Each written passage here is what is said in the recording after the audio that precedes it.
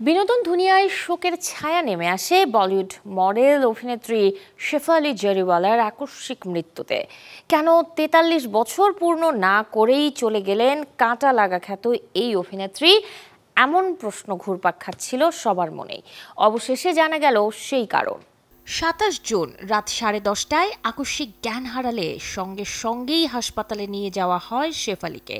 সেখানে কর্তব্যরত চিকিৎসক জানান বেঁচে নেই তিনি।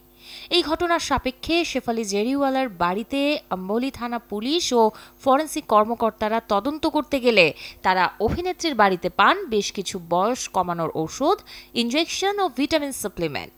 জানা গেছে চিকিৎসকের পরামর্শ ছাড়াই নাকি শেফালি এসব গ্রহণ করছিলেন। আর মৃত্যুর দিনে সত্যনারায়ণ পুজোর রীতি মেনে সারা দিন উপোস ছিলেন।